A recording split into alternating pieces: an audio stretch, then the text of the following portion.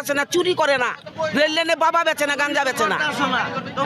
আমি না করি, আরো 10 জন আছে অটো চালায়, কি করে খাইবো? তুমি মহিলা মানুষ, তোমার লেগে ঠিক আছে।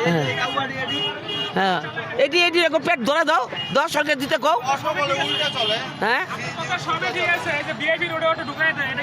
এটা তোমাকে কয়ে দরকার নেই, তো আইন আছে, পজিশন আছে, তারা বুঝবো, আইন পজিশনে বুঝবো।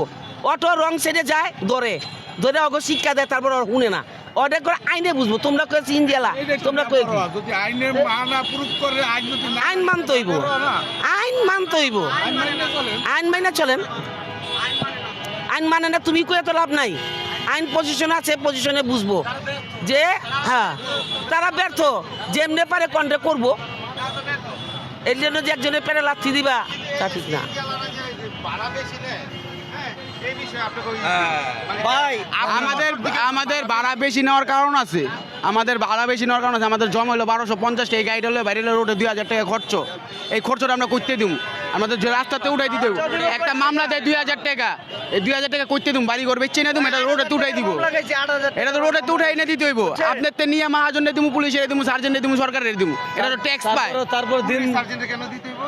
এই যে মামলা দেয়, এটা সরকারে দিব না, এটা সরকারে দিব না, তো পুলিশ তো মামলা দেয়, আমরা তো পুলিশে দিব না, এটা পুলিশে মামলা দেয়, আমরা সরকারের এটা ট্যাক্স দিই, আমরা জরিমানা দিই। বিআরটিতে গেলে কাগজ করলে আমরা ট্যাক্সের দিই সরকারে, তা আমরা বই দিই, আমরা উল্টা পাল্টা গেলে আমাকে মামলা দেয়, এটি তো মামলা দেয় না, এটি তো কোনো কাগজই নেই।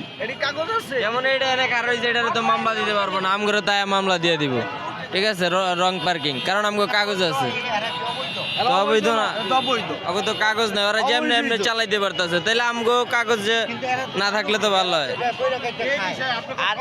তাহলে আমরা সবাই সিএনজি চালান বাদ দিয়ে, তাহলে আপনি কোন কি অটো চালাইতাম? ওরকম যায় না। সিএনজি সংগঠন কি পুলিশ কমিশনের কাছে